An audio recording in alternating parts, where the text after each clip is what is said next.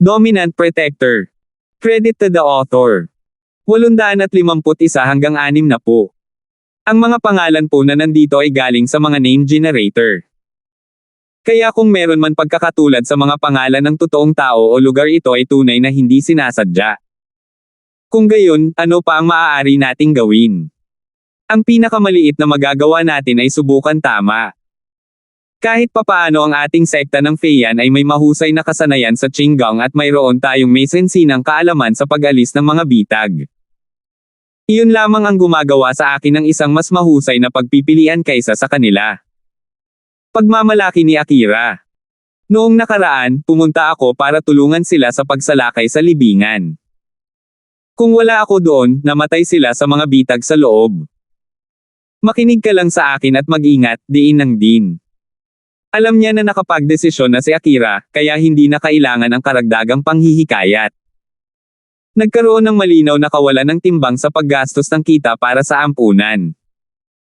Kung wala silang ginawa, siguradong magsasara ito. Si Akira ay magpo-post sa Thief's Door, isang website na partikular na ginawa para sa pag-post ng mga kahilingan sa misyon. Pagkatapos, maghihintay siya ng isang taong tumanggap sa kanyang mga kondisyon. Kahit na matapos i-post ang kahilingan sa misyon, magtatagal bago sumagot ang sinuman. Sa panahong ito, naisip ni Akira kung ano ang maaari niyang gawin para kumita ng mas maraming pera. Inisip niya kung ano pa ang mga talento niya, ngunit ang tanging paraan na naiisip niya ay ang pagtitinde ng mga bulaklak sa gate ng ospital. May maliit na panganib na nauugnay, ngunit tiyak na may puwang para sa mga kita. Pagkatapos ng kaunti pang pagmumuni-muni, nagdala siya ng ilang mas matatandang bata kasama niya sa pakyawan na palengke upang bumili ng mga bulaklak ng maramihan. Pagkatapos, isa-isang ibebenta niya ang mga bulaklak sa entrance ng patio ng People's First Hospital. Sa katunayan, ang negosyong nagpapatuloy sa kapirasong lupa na ito ay kontrolado ng lokal na gang.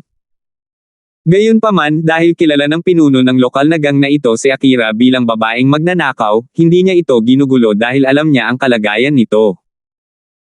Narinig niya ang patuloy na pagpapatrolya ng mga pulis sa lungsod kaya alam niya na mahirap para kay Akira na kumita ng kanyang regular na kita. Tungkol naman sa pagtitinde ng bulaklak, pansamantalang pandagdag na kita iyon para sa kanya. Hindi niya ito gagawin ng mahabang panahon kaya pinayagan ito ng lokal na leader ng gang. Samantala, si Harry ay nakahiga sa kama. Parehong bali ng buto ang kanyang mga binti, ngunit hindi ito matindi tulad ng comminuted fracture. As far as sayings go, mas mabuting masaktan ang litid kaysa masugitan ang buto. Marahil dahil sa pag-inom ni Harry ng mas mahusay na mga suplemento, nagawa niyang maglakad sa kalahati ng oras na kinuha nito sa mga normal na tao. Ang modernong wheelchair ni Harry ay nilagyan ng matalinong teknolohiya. Ito ay may kakayahang sumulong, paatras, at lumiko sa magkabilang panig. Sa kanyang dalawang alipores, sina Sherwin at Samson, nakabuntot sa kanya, walang pagkaantala sa anumang nais niyang gawin. Ngayon ang araw na nakalabas si Harry mula sa pangangalaga sa ospital. Para sa sinumang normal na tao, ito ay isang napakasayang kaganapan. Gayunpaman, hindi masaya si Harry. Napakaraming araw na siyang nakahiga sa kama, ngunit isang beses lang dumaan si Francine para bisitahin siya. Iyon ang unang-unang pagbisita. Tapos, hindi na siya dumaan. Ang buong layunin ni Harry sa paninira kay Francine. Hindi lamang siya nakakuha ng pagmamahal, ngunit nasayang din siya ng ilang araw. Sherwin, may iba ka pa bang magagandang ideya? Hinimok ni Harry. Sa nakalipas na ilang araw, sinuri ng kanyang pamilya ang kanyang pag-unlad sa telepono para madaliin ang pagkumpleto ng kanyang gawain. Dahil bali ang kanyang mga binti, paano siya makakahanap ng pagkakataong makilala si Francine? Master Harry, sa palagay ko ay hindi natin dapat ipagpatuloy ang paggamit ng diskarte sa paggamit ng iyong mga pinsala. Si Sherwin ang unang nagsalita. Nakakaawa. Sa tingin mo ay hindi ko na alam iyon. May hinala na si Francine. Kung pupuntahan ko siya na may injury bilang dahilan, kahit na hindi niya sinasadya, iisipin niyang napakaswerte ko. Ang magkasakit o masugitan tuwing isang araw. Sinong magkakagusto ng ganoong kaibigan? Nagpatuloy si Harry, ang mga pasyente kung saan siya ang may pananagutan kung sino ang makakakontrol sa antas ng pinsala upang hindi gaanong mahahalata.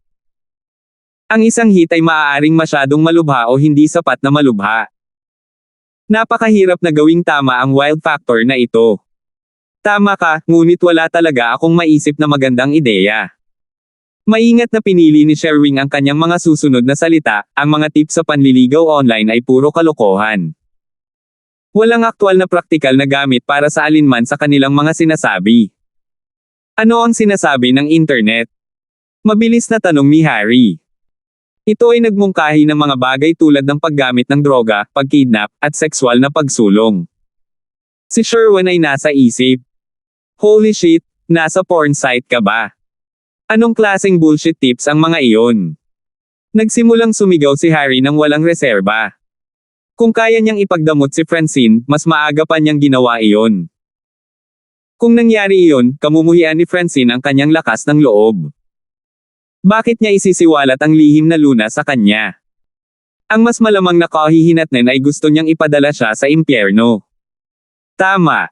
Tama. Naglabas si Sherwin ng panyo para panasan ang pawis na tumutulo sa kanyang noo.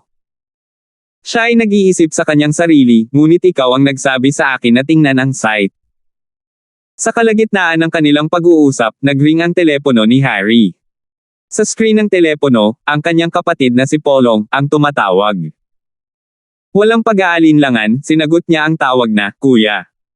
Hoy Harry, nabalitaan ko na aalis ka sa ospital ngayon. Kumusta ka? Kinailangan munang alalahanin ni Polong ang kalusugan ng kanyang nakababatang kapatid bago makarating sa pangunahing punto ng tawag. Okay lang ako, pero kailangan ko pang gumalaw gamit ang wheelchair. Kuya, may kailangan ka ba sa akin? Tanong ni Harry. Tungkol ba ito sa gawaing iyon? Napabuntong hininga si Polong. Binisita kami ni House Turner at pinilit ang kasal. May kasama silang Mystic Class Fighter. Tinatakot tayo ng mga inang iyon, House Kang. Kaya kailangan mong bilasan. Kailangan namin ng tulong ni Francine para makuha ang sikretong formula na iyon. Wala akong pakialam kung anong taktika ang gagamitin mo, pero kailangan mong magmadali. Kung hindi, mapipilitin akong pakasalan si Melissa. Iniisip ni Harry na ito ay isang maganda at kahangahangang bagay na makapagpakasal kay Melissa. Kung siya ang lalaking ikakasal, wala siyang pakialam. Gayunpaman, alam ni Harry na kung ang House Kang ay mayroong formula para sa Pill of Life Extension at Toxic Cleansing, kung gayon ang kanilang antas ng bahay ay tataas ng husto. Sila ay magiging isang tumataas na sambahayan. Bagamat hindi ibinalita ng mga bahay na nakakonsumo ng Pill of Life Extension at Toxic Cleansing ang epekto ng tableta, palihim silang nagpadala ng mga messenger para malaman ang higit pang impormasyon. Gustong malaman ng mga bahay na iyon kung gusto ng House Kang na bitawan ang kanilang na-auction na tableta para sa isang kalakalan. Maglalagay sila ng isang makatwirang halaga upang ipagpalit ito. Isang makatwirang halaga. Hindi ito gaanong mahalaga sa House Kang, lalo na noong gumastos si House Kang ng 4 na milyong yuan para ibid ito. Ito ay hindi maarak. Matagal na pinag-isipan ito ni Harry. Naunawaan niya na kahit na ang mga bahay na iyon ay malugod na nagbayad ng 5 milyong yuan sa mga nakatagong marangal na bahay, magiging sulit ang lahat. Ang isang tableta na maaaring tumagal ng hanggang 10 taon ay talagang nagkakahalaga ng paggastos ng pera dahil maaari itong bumili ng mas maraming oras. Kung kaya ng pera ang problemang iyon, sulit ito. Tungkol naman sa mga espesyal na epekto ng Pill of Life Extension at Toxic Cleansing, naranasan mismo ni Harry. Hanggang ngayon, umani pa rin siya ng pakinabang. Ang bilis ng kanyang paggaling ay pinabilis para sa lahat ng kanyang mga sakit at pinsala hanggang ngayon. Ang kanyang mga katangian ng katawan ay nagbago mula nang uminom ng tableta. Hindi na siya ang kidney deficient, unhealthy Harry. Kaya sa sandaling makuha ng House Kang ang formula, mas reproduce nila ang pill. Pagkatapos, ang maharlikang bahay ay kailangang magbigay galang kay House Kang. Hindi na nila kailangang hilingin na maging isang marangal na bahay. Mabibigyan sila ng ganoong katayuan. Magmamadali ako. Sabi ni Harry, pero may mga bagay na hindi pwedeng madaliin, alam mo ba? Hindi. Bilasan mo. Ito ay apurahan. Kailangan mong magmadali. Ito ay kagustuhan ni Lolo. Nagpatuloy si Polong. Aside from that, I have another thing that I wanted to update you. Nabalitaan ko na ang Miracle Dr. Larkins' Medicine Company ay nagre-release ng kanilang produkto. Mag-o-open sila ng press conference next month. Magiging kapareho ito ng epekto ng golden creation natin, pero ito ay tinatawag na injury medicine. May isa ka pang gawain ngayon.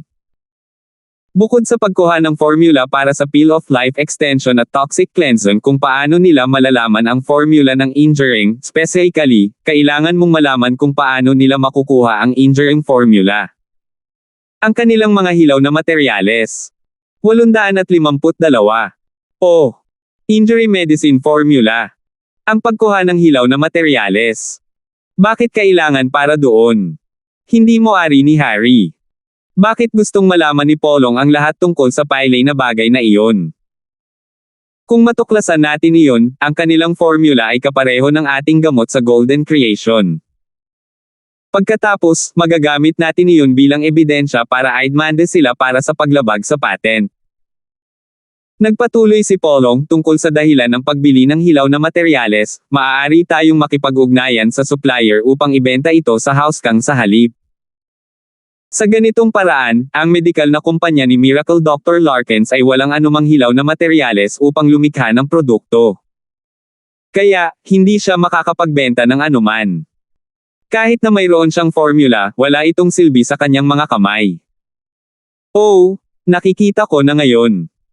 Gagawin ko ang aking makakaya upang magtanong sa impormasyong iyon. Tumango si Harry. Mas mainam kung mahahanap mo muna ang impormasyong iyon.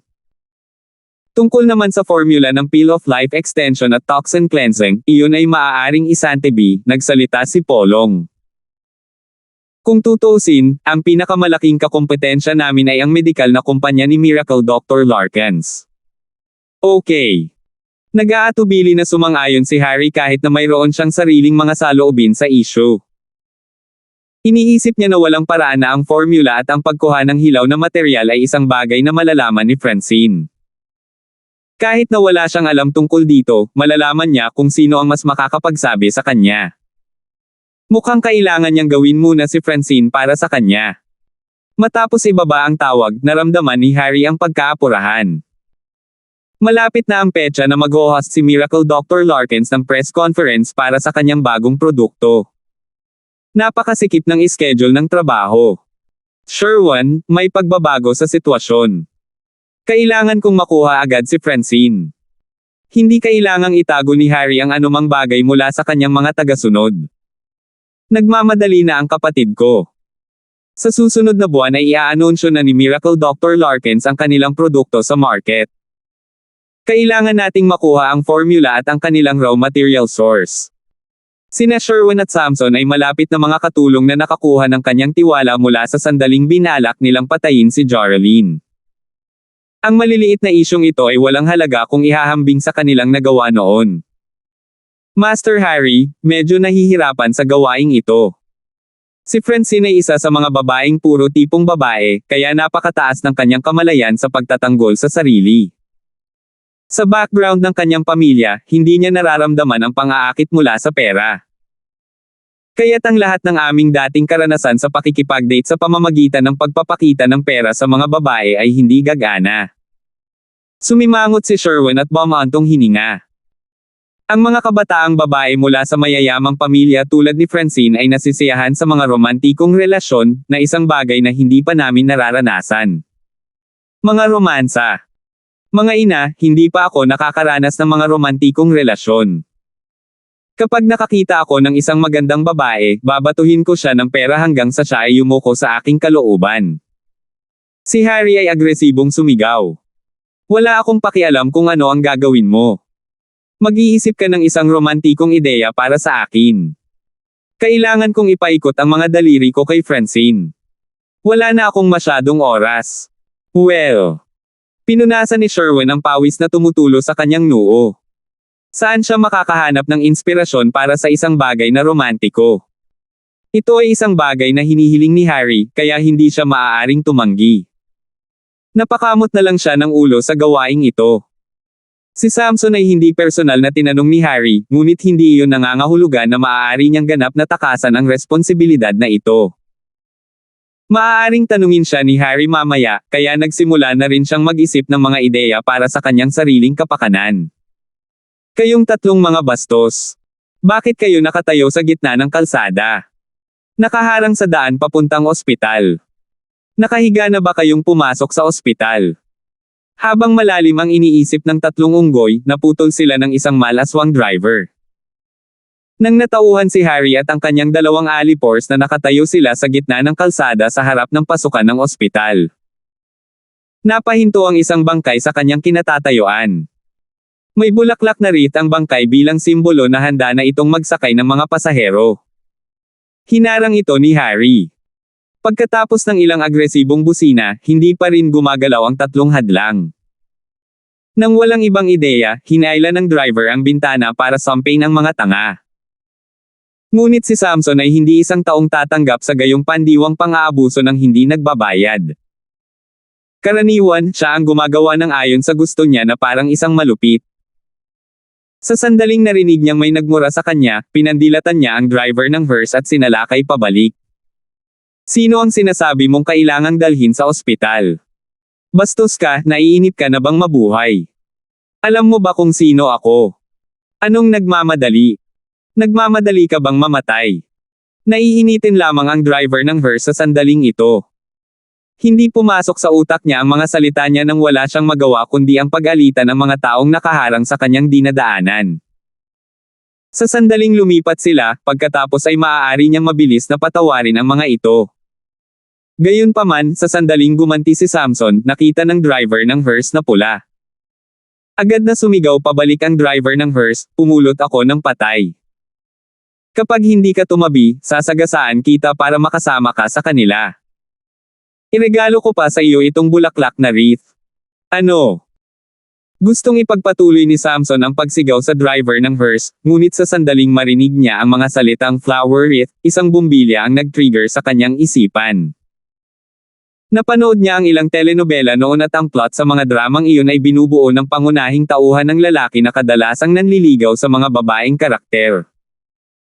Ang pangunahing tauhan ng lalaki ay karaniwang naglalabas ng gitara na nakatayo sa dagat ng mga bulaklak upang ipahayag ang kanyang pagmamahal.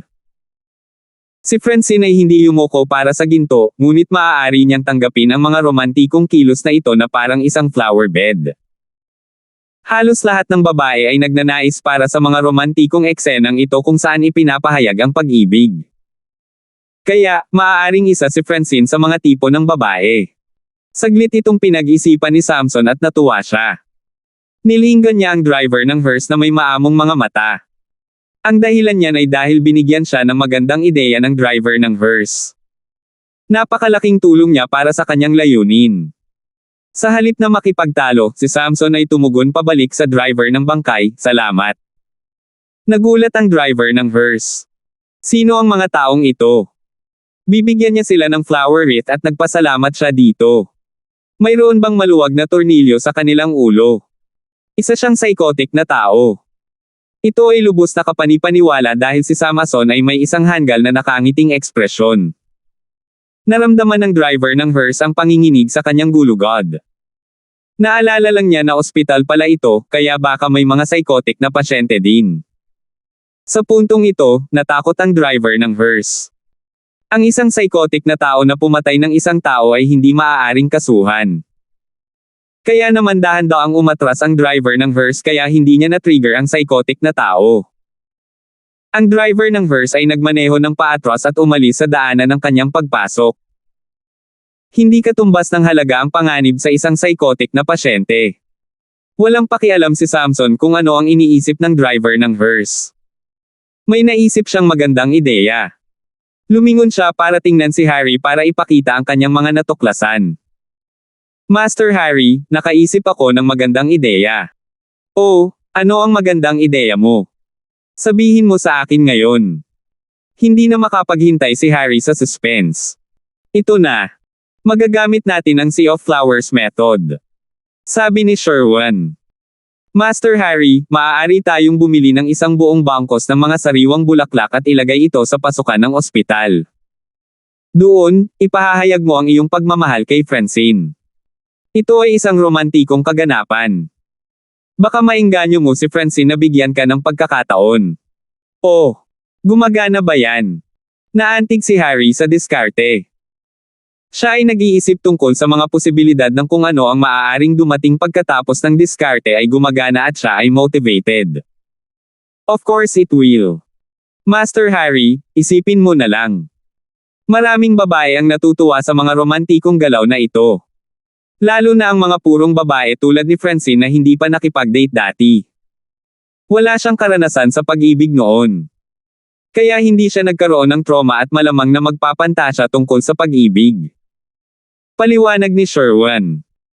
Tulad ng mga drama o pelikulang iyon sa TV, magagalaw ang mga babaeng karakter kapag may nagpahayag ng pagmamahal sa dagat ng mga bulaklak. Ang mga epikong eksenang ito ay patunay na gagana ito. Kung hindi, bakit nila ipagpapatuloy ang pag-uulit ng mga pukana na ito ng paulit-ulit? 853. Nakakaloka ka. Tumango si Harry bilang pagsang-ayon. Sa mga sinabi mo, pakiramdam ko nakita ko ang diskarte sa flower bed na ginagamit ng mga pangunahing tauhan ng lalaki para ipahayag ang kanilang pagmamahal. Isang malaking maling hakbang na hindi napagtanto nina Harry at Sherwin ay nasa mga soap opera na ito, ang relasyon ng lalaki at babae ay ganap na naiiba sa relasyon nina Harry at Francine. Ang mga lalaki na tauhan sa mga telenovela ay nagpakita ng magandang impresyon sa mga babaeng karakter at ang tanging hadlang sa pagitan ng dalawang potensyal na mag-asawa ay alinman sa hindi pagkakaunawaan o pag-aalinlangan. Ito ay isang napaka-espesipikong kaso kung saan ang lalaki ay hinahabol at ang babae ay tumatanggap, kaya naman ang dagat ng mga bulaklak na diskarte ay magkakaroon ng napakaganda at positibong epekto. Ang pinakamalaking problema ay walang interes si Francine kay Harry. Wala talagang positibong damdamin sa kanya. Bakit niya gusto si Harry sa diskarteng ito? Gayunpaman, kung si Terence ang gumagawa ng propesyon, siguro, tatanggapin ni Francine. Kaya dapat tayong pumunta sa lokal na tindahan ng bulaklak. Napansin ni Sherwin na pumayag si Harry, kaya nagpatuloy siya sa pag-iisip. Pumunta ka sa ibang lugar para bumili. Bakit ka mag-abala? Hindi ba tayo makakabili ng mga bulaklak dito? Kailangang tapusin ang mga bagay na ito ng mas maaga, mas mabuti. Nag-aatubili si Harry na maghintay pa. Okay, bibili tayo dito. Tumango si Sherwin. Itinulak niya si Harry palayo sa gusali ng ospital. Doon nila nakita si Akira at isang grupo ng mga ulila na nagbebenta ng mga bulaklak. Ha! Hindi ba sila nagbebenta ng mga bulaklak? Nakita ni Harry si Akira at nagliwanag ang kanyang mga mata. Napakagandang binibini. Gayunpaman, mukha siyang pamilyar. Saan niya ba siya nakita kanina? Kasalukuyan siyang nakatutok kay Francine, kaya lahat ng iba pang distractions na ito ay kailangang isantabi. Kung hindi pa naitakda ang kanyang layunin, tiyak na hinabol niya ang flower lady na ito. Naisip din nina Sherwin at Samson na napakapamilyar ni Akira. Hindi nila alam kung saan nila siya nakita noon. Hindi nila ito masyadong pinag-isipan dahil inaakala nilang nandyan siya araw-araw para magbenta ng bulaklak sa pasukan ng ospital. Sa totoo lang, suot ni Akira ang puting robe ng mga nurse noong una silang nagkita. Ibang-iba ang hitsura, ngunit hindi nakilala nina Harry, Samson, at Sherwin na ang prankster na si Akira ang nagsabi sa kanila na pumunta sa basement para sa mortuary. Si Akira, sa kabilang banda, ay nakilala ang tatlong young master na ito. Bilang isang mahusay na magnanakaw, ang kanyang paningin ay napakahusay. Nakikilala niya ang tatlong matabang tupa mula sa malayo, ngunit kinakabahan siya habang naglalakad sila palapit sa kanya. Nakilala kaya nila siya? Si Akira ay malalim ang iniisip. Hindi lang maihayag ni Akira ang kanyang sarili. Alam niya kung ano ang ginawa niya sa pamamagitan ng kalokohan sa kanila at pagnanakaw ng kanilang pitaka. Dapat lang niyang paglaruan ito dahil ito ang unang beses niyang makilala sila. Hoy, magkano ang mga bulaklak mo? Gusto ko pang bumili. May stock ka ba? Mayabang ang tono ni Samson. Kapag ganito siya, mas malaki ang tsansa na masamantala siya. Of course I have. Ilan pa ba gusto mo? Anong bulaklak ang gusto mo? Lumiwanag ang mga mata ni Akira. Alam niya na ang tatlong idiot na ito ay namimigay ng libreng pera. Gusto namin ng mga rosas. Ilan ang mayroon ka? Hindi sapat para sa akin ang mga nasa kamay mo. Naiinip na umungol si Samson. Ang mga rosas ay tig-3 yuan. Mayroon akong marami hanggat gusto mo. Kung kulang, maaari rin akong magbigay sa iyo ng binhi, sagot ni Akira. Narinig ni Samson ang pagtakbo ni Akira sa kanyang bibig at naramdaman niyang hindi siya maaasahan. Gusto niyang pumunta sa tindahan ng bulaklak sa gilid, ngunit nagsalita si Harry bago niya masabi ang kanyang mungkahi. Ha, medyo kawili-wili ka. Tumawa si Harry. Sige, bibilhin ka namin. Gusto ko ng 10,000 rosas. Gusto kong ihatid sa entrance ng ospital. Gusto ko ng dagat ng mga bulaklak. Gusto ko sa loob ng 1 oras. Kaya mo ba o hindi? Siyempre kaya ko, pero kailangan ko muna ng kaunting deposito. Tuwang-tuwa si Akira. Hindi niya akalain na sa unang araw na nagtitinda siya ng mga bulaklak ay makakahanap siya ng isang tanga na hindi man lang magtatawa ng presyo sa isang order ng 10,000 rosas. Ang bawat rosas ay 3 yuan bawat isa, ngunit iyon lamang ang presyo para sa individual na pagbebenta. Ito ay karaniwang kahulugan na ang pagbili ng 10 rosas ay maaaring makakuha ng mga diskwento at kahit na ito ay nakabalot ng maayos. Ang deposito ay hindi problema. Hindi kita mabibigyan ng sobra, ngunit maaari kitang bigyan ng 10,000 yuan bilang deposito. Para sa natitira sa pagbabayad, babayaran ko ito kapag natapos mo ang trabaho. Nagsalita si Harry. Sa kanyang mga mata, ang 10,000 yuan ay isang patak sa isang balde. Mabawi lang niya ito mula sa kompensasyon na pera ni Goldie, kaya nakaramdam siya ng mayaman. Narinig ni Akira ang halaga na iminungkahi ni Harry. Wala siyang lakas ng loob na tumili. 10,000 yuan. Ang pakyawan na presyo ng 10,000 rosas ay mas mababa sa 10,000 yuan. Sa kasalukuyan, ang pakyawan na presyo sa Starfield ay 50 sentimos lamang bawat isa, ngunit ang mga pagbili ng bundle ay maaaring magpababa ng presyo sa 30 sentimo. Ginagawa ang kabuoang presyo ng pakyawan na presyo sa 3,000 yuan. Ang idiot na ito ay diretsyong nagbigay ng 10,000 yuan. Anong tubo? Si Akira ay handa na makipagtawaran at bigyan sila ng may diskwentong presyo na 80 sentimos. Malinaw, ang tatlong ito ay mga tagalabas na hindi marunong makipagtawaran ng mga presyo. Para mamigay ng napakaraming pera bilang paunang bayad. Nanatili sa kalmadong ekspresyon si Akira at sumagot, okay, kapag naibigay mo na sa akin ang deposito, ako na ang mag-aayos para sa paghahatid. Hindi man lang naisip ni Harry at ng kanyang alipin na tumawad. Nadama nila na ang aktibidad ng pagbebenta ng bulaklak ni Akira ay hindi masyadong kumikita. Sa katunayan, dahil ang bawat rosas ay ilang yuan lamang, nadama nila na sulit ito. Siya ang pangalawang young master ni House Kang. Bakit siya nanganganib na mawala ng mukha sa dalawang nagtitinda sa kalye? Kung may lumabas na balita, pagtatawanan siya. Inutusan ni Harry si Samson na mag-withdraw ng 10,000 yuan para ibigay kay Akira. Narito ang iyong deposito. Kung gumawa ka ng isang mahusay na trabaho, pagkatapos ay magkakaroon ng bonus reward. Para kay Harry, ang 30,000 yuan ay chump change lang. Kaya naman inalok niya si Akira ng pagkakataon para sa isang bonus. Sulit para sa dagdag na pagsisikap na gumawa ng mas mahusay. Sa sandaling marinig ni Akira na may mas maraming pera, nagliwanag ang kanyang mga mata ng mga palatandaan ng pera, kaya naman inalok niya si Harry ng dagdag na kamay. Boss, pwede ko bang tanungin kung sino ang ini-welcome mo? Para ba sa isang tulad ng girlfriend mo? Oo. Girlfriend ko yon. Gusto kong ipahayag ang pagmamahal ko sa kanya. Sinamantala ni Harry ang pagkakataon. Napakaganda ng mood niya at tumango, oo, may iba pa ba? Kaya gusto mong ibigay ito sa girlfriend mo. Gusto mo bang maghanda ako ng magagandang parirala para sa iyo? Napaisip si Akira. Para kumita ng napakaraming pera mula sa kanila at may posibilidad na magkaroon ng bonus, naramdaman niyang dapat niyang ibalik sa kanila ang ilang benepisyo. Maganda yan. Si Harry ay lubos na nasisiyahan sa isang masigasig na manggagawa. Mukhang magandang ideya ang isang slogan. Hindi yun masamang mungkahi. Kung kailangan mo ng karagdagang pera, ipaalam sa akin. Isa kang matalinong binibini. Hindi masama. 854. Hindi nakaimik si Akira. Gusto lang niyang mag-alok sa kanya ng mga slogan ng walang bayad. Talaga bang gustong mamigay ng pera ang taong ito? Ngayon, bakit tatanggihan ni Akira ang monetary na tulong na ito? Kaya tumango siya at sumagot, "Boss, napaka-decisive mo. Siguradong napakaswerte ng girlfriend mo. Kikihahaha. Naiintindihan mo ako ng husto. Ito ay eksakto tulad ng sinabi mo."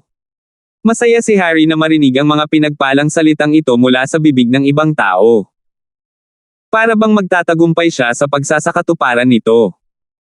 Lumingon siya at tuwang-tuwang sinabi kay Akira, "Alam kong pumayag tayo sa 30,000 yuan, ngunit kung gagawin mo ang isang mahusay na trabaho, mabibigyan kita ng 50,000 yuan. Gayunpaman, bukod sa mga slogan, kakailanganin kitang utusan ako."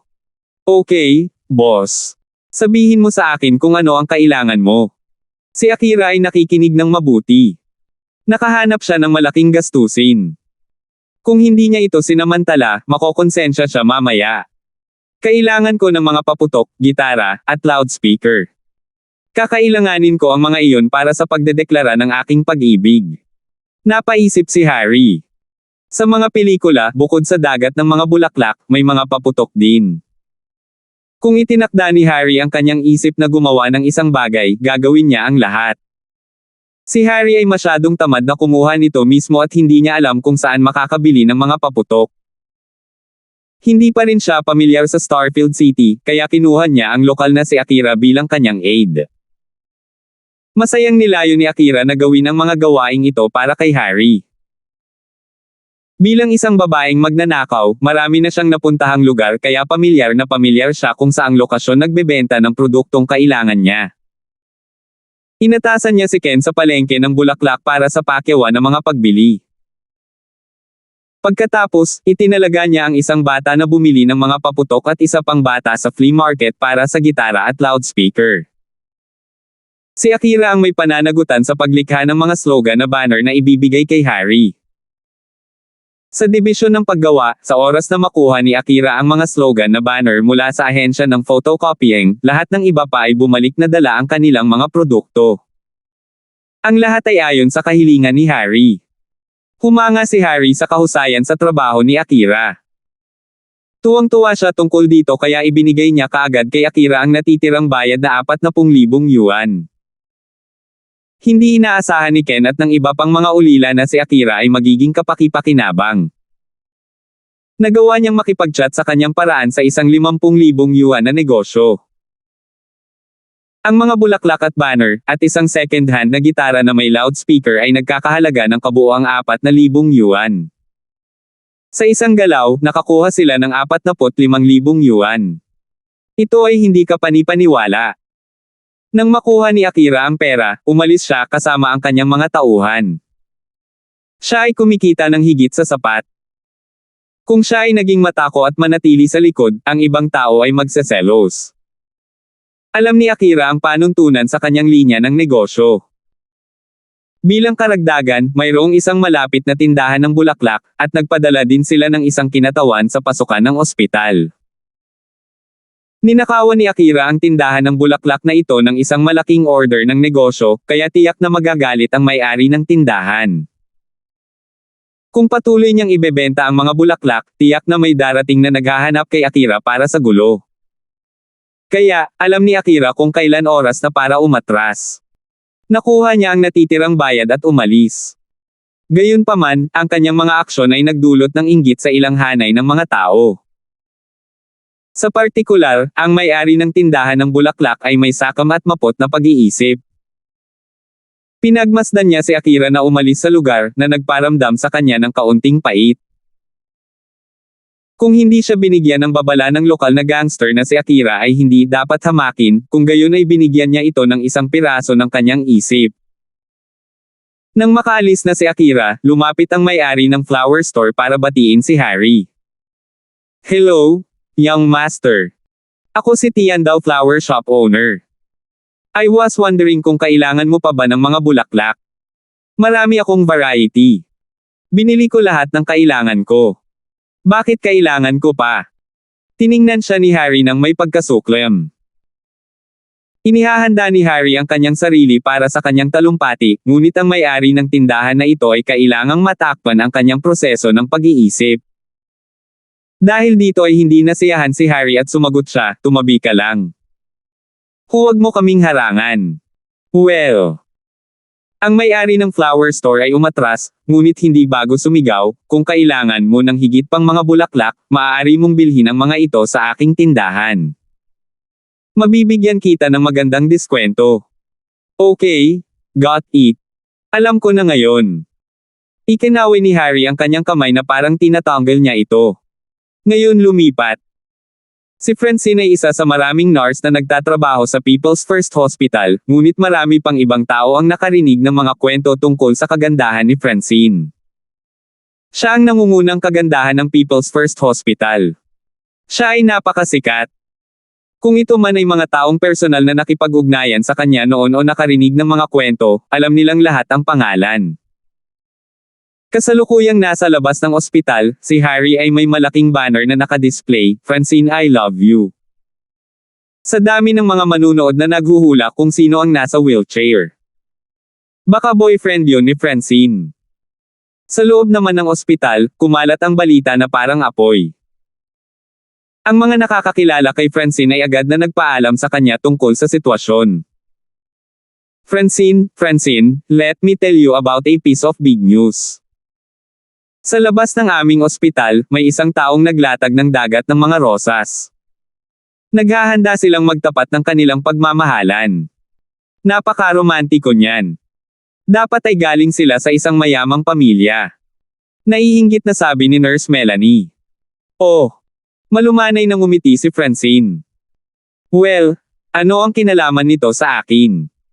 Anong ibig mong sabihin? May banner ang taong iyon na nakaturo sa iyo. May nakasulat na Francine I love you. Inihanda ang lahat para sa iyo. Nagsimula ng kumalat ang tsismis sa ospital. Nagpatuloy si Melanie. Narinig ko lang ang tsismis mula sa doktor mula sa aking huling pagsusuri sa pasyente. Ako. Nagulat si Francine sa kanyang mga mata. Medyo hindi makapaniwala. Sigurado ka ba na hindi ito kalokohan? Sinabi ba talaga nito ang pangalan ko? Totoo naman. Tumanggaw si Melanie. Siguradong sinabi nito ang iyong pangalan. Ngayon, sino kaya ito? Si Terence ba? Siya ang unang imahe na lumitaw sa kanyang isipan. Nang malaman niya na si Terence iyon, umiling siya. Sinisisi niya ang sarili niya. Paano kaya si Terence? Bakit pa siya lalapit at magpapakita ng pagmamahal sa kanya? Siguradong nananaginip siya. Sa sandaling itinutuwid niya ang kanyang mga iniisip, hindi interesado si Francine kung hindi si Terence. Bumalik siya sa kanyang kalmadong pag-uugali at nagtanong, sino ang naiinip ng husto? Oh!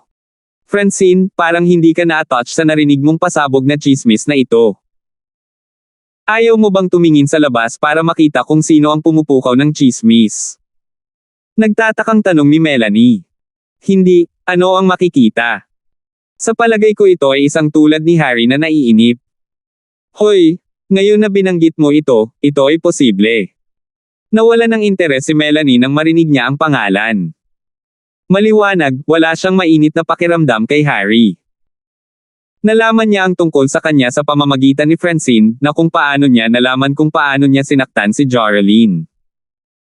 Siya ay may napakahinang impresyon kay Harry at hindi ito bumuti.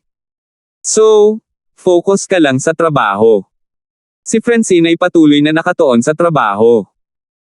Nang gabing iyon, nang matapos ang kanilang shift, umalis sina Francine at Melanie sa harap ng pintuan ng ospital. Si Sherwin ay nakatayo sa tungkulin ng pagbabantay, sa sandaling napansin niya si Francine, sumenya siya kina Harry at Samson. Timing it perfectly, nagliwanag ang mga paputok sa tapat mismo ng entrance ng ospital. Sumunod ay ang boses ni Harry na umalangaw-ngaw. Miss Francine, kung papayagan mo ako ng ilang salita para ipagtapat ang nararamdaman ko para sa iyo. 855.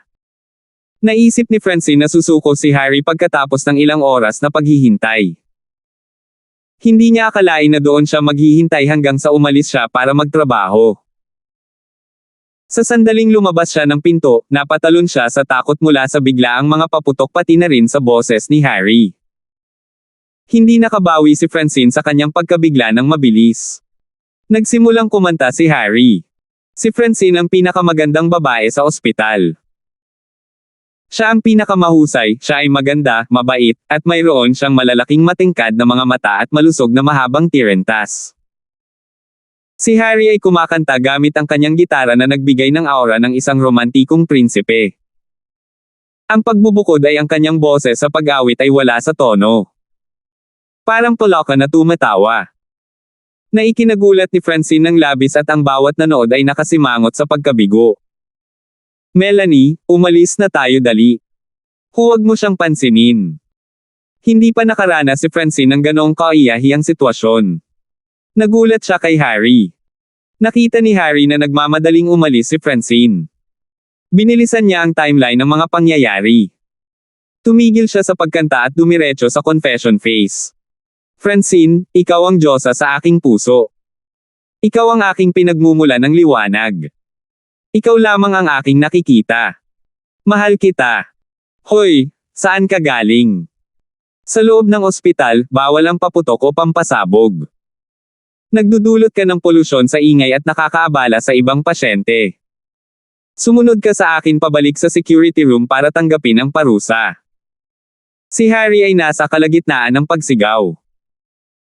Ang mga pulis na naka-duty ay nakatanggap ng maraming reklamo sa ingay, kaya nagmadali sila upang palibutan si Harry. Hindi inakala ni Harry na mapapalibutan siya ng mga pulis. Babae lang ang nililigawan ko. Illegal ba yon? Ang panliligaw ay hindi labag sa batas, ngunit ang mga paraan na ginamit mo ay lumabag sa maraming panuntunan na itinakda ng ospital. Mabilis na bumalik sa amin. Ang dalawang pulis ay nasa magkabilang panig na nag-escort kay Harry. Ang mga bystanders ay nanunood ng drama na naglalaro habang sila ay naghihintay ng ilang sandali. Sa huli, hindi natapos ni Harry ang kanyang pag-amin at inihatid siya ng mga pulis. Di nagtagal, nagbuwag ang grupo. Nakahinga ng maluwag si Francine. Itong Harry ay parang lamok na hindi nawala. Nakakainis talaga siya. Out of nowhere, gumawa siya ng napakalaking eksena. Hindi niya talaga alam kung paano ito lulunawin. Si Francine ay may mga humahabol noon, ngunit hindi sa ganitong sukat. Sigh! Muling bumantong hininga si Francine. Nagpasya siya na sa susunod na makita niya si Harry, bibigyan niya ito ng magandang usapan. Walang namamagitin sa kanilang dalawa, kaya dapat na lang niyang isuko ito. Napakamalas ng taong iyon. Ni hindi man lang umamin. Tapos, nakulong siya ng pulis. Humajejek si Melanie. Ito ay masayang maingay. Buti na lang siya kinuha dahil hindi ko alam kung paano haharapin. Umiling si Francine. Siya at si Melanie ay nagmamadaling pumunta sa parking lot ng commuter. Nakaupo si Harry sa security room sa loob ng ospital. Pinirmahan niya ang kanyang liham ng garantiya at binabayaran ang kanyang penalty fee. Hindi naman masyadong grabe ang kanyang mga ginawa kaya pinagsabihan siya ng mga pulis bago pinalaya. Hindi umimik si Harry dahil gusto niyang umalis sa kustodiya ng pulisya sa lalong madaling panahon. Nakita niya sina Samson at Sherwin na nakatayo sa harap na pasukan ng holding area. Nasaan si Francine? Anong nangyari? Agad na tanong ni Harry. Matagal na siyang umalis. Walang pigil na sagot ni Sherwin.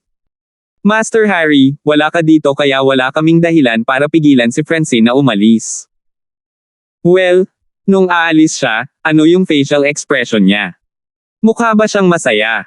Tanong ulit ni Harry. Hindi, mas mukhang galit siya. Maingat na sinabi ni Sherwin. Damn it. Nag-invest kami ng napakaraming oras at pagsisikap para dito. Hindi nasisiyahan si Harry. Paano ang ospital na ito ay mahigpit sa mga patakaran? Sa oras na ang tatlong manggugulo ay umalis sa ospital, ang dagat ng mga bulaklak, gitara, at loudspeaker ay wala na. Hindi nila alam kung saan ito nagpunta, ngunit hindi nila ito pinansin. Ang kanyang focus ay makuha ang puso ni Francine, ngunit siya ay nabigo ng maraming beses. Hindi lubos na sigurado si Harry kung nagalit siya dahil hindi tinanggap ni Francine ang kanyang pagmamahal o kung ito ay dahil nasira ang kanyang pagkakataon. Pinakamalaki ang kinita ng may-ari ng tindahan ng bulaklak sa dulo ng block. Matapos maaresto si Harry, umalis sina Sherwin at Samson sa lugar. Kaya, ginagawa ang 10,000 rosas na walang may-ari. Inutusan ng may-ari ng tindahan ng bulaklak ang kanyang mga manggagawa na tipunin ang lahat ng mga bulaklak at itabi ang mga ito sa basement. Ang may-ari ay nakapulot ng madaling pera. Pinlano niyang ipagpatuloy ang muling paggamit ng mga bulaklak na ito bilang bago at muling ibenta kay Harry. Nang makita niyang naghihintay ang tatlo sa entrance ng ospital, nakangiti siyang lumapit sa kanila. "Tatlong boss, kailangan mo ba ng bulaklak? May mura akong rosas. Gusto mo bang ituloy ulit bukas?" Ano ba? Si Harry ay hindi humanga sa may-ari ng tindahan ng bulaklak. Bumili ulit. Kaya niya kayang gumawa ng kalokohan bukas. "Boss, hindi ka ba nabigo ngayon? Bakit hindi mo ituloy ang pagsubok bukas?" Walang tigil ang may-ari ng tindahan ng bulaklak. Naiinggit siya kay Akira at kung magkano ang kinita nito. Kahit na nakaskop siya ng 10,000 rosas ng libre, hindi ito kasing pakinabang ng pagkakaroon ng cash sa kamay. Hindi dapat binanggit ng may-ari ng flower store.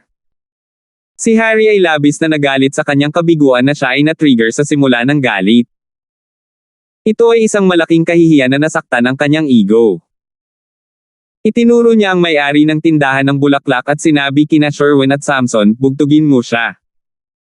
Naglakas loob ang inang iyon na turuan ako kung ano ang gagawin. May kasabihan na naglalarawan sa may-ari ng tindahan ng bulaklak, ang kanyang kasakiman ay walang hangganan. Ang may-ari ay nakapulot ng hanggang 10,000 halaga ng mga rosas, ngunit hindi pa rin siya nasisiyahan. Nais niyang muling ibenta ang parehong mga bulaklak pabalik kay Harry. Napakaganda ng kinalabasan. Sina Sherwin at Samson ay nagalit sa may-ari ng tindahan ng bulaklak. Kahit na ang may-ari ng tindahan ay may mga lokal na koneksyon sa gang, alam niya ang pinuno na tinatawag na Mad Cow. Gayunpaman, ang kanyang mga kalaban ay 3 tao na nagmamaneho ng isang Porsche Cayenne. Isang tingin at masasabi niya mayayamang tao sila. Wala siyang mga bola para pukawin sila. Umiyak lang siya at manalangin para sa awa. Isang malaking kabiguan ang labanan ng panliligaw ni Harry. Naantala siya sa kalagitnaan, at hindi man lang natinag si Francine sa kanyang pagsisikap. Sa kabuuan, si Harry ay nagsayang ng 50,000 yuan. Hindi yun sapat para sumuko si Harry. Kinabukasan ng malapit na ang oras ng pagtatapos ng mga manggagawa sa kanilang shift, si Harry at ang kanyang mga tauhan ay naghintay sa pasukan ng ospital, naghihintay na makaalis si Francine sa trabaho. Kaya sa sitwasyong ito, ano ang iminumungkahi ninyong gawin ko? Napabuntong hininga si Harry sa pagkabigo. Napaka-confident niya noon nang tanggapin niya ang kahilingan ng kanyang pamilya. Naisip niya na maipakikita niya ang kanyang pagiging kapaki-pakinabang kapag nagawa niya ang gantimpala na ito, ngunit hindi niya inaasahan na magiging napakahirap panghawakan ni Francine. Kahit anong gawin niya, hindi nadama ni Francine ang kanyang mga aksyon. Ayon sa loika na iyon, ang background ng kanyang bahay ay tumugma sa bahay ni Francine. Sila ay isang perpektong tugma sa mga tuntunin ng mga pangalan ng sambahayan. Kaya bakit hindi makaramdam ng motibasyon si Francine na makiisa sa isang mas malakas na bahay? Master Harry, pakiramdam ko dahil lumaki si Francine sa isang bahay na puno ng mga talino, nakatanggap siya ng mahusay na edukasyon. Iyon ang magpapaliwanag kung bakit napakahirap makuha ang kanyang puso. Nangangatwiran si Sherwin. 856. Originally kahapon ang perpektong pagkakataon para magtapat ka. Kung magpapatuloy ito, baka talagang may pagkakataon na mahulog si Francine sa iyo. Pagkatapos, baka bigyan ka pa niya ng isa pang pagkakataon. Ang kabiguan kahapon ay isang maling hakbang. Matuto tayo sa ating mga pagkakamali at huwag gumamit ng parehong diskarte ng 2 beses. Kahit na muli nating gamitin ang ating diskarte ay wala itong epekto, kaya pakiramdam ko kailangan nating baguhin ang diskarte. Kalokohan ang mga sinasabi mo. Alam ko na yan. Mahinang bumantong hininga si Harry, ang gusto ko ay para sa isang matagumpay na diskarte at hindi ang iyong pagsusuri. Wala na akong oras, hindi mo ba alam iyon? Minamadali ako ng aking bahay para sa mga resulta. Kung hindi ko makuha ang formula, kung gayon ang reputasyon ng aking bahay ay babagsak. Kung gayon, wala kayong suporta sa aking dalawa na wala kayong gaanong prestihiyo gaya ng dati. Well, hindi nakaimik sina Sherwin at Samson. Alam nila na ang mga bagay ay hindi maaaring maging kasing simple ng pagsisikap na makuha ang formula.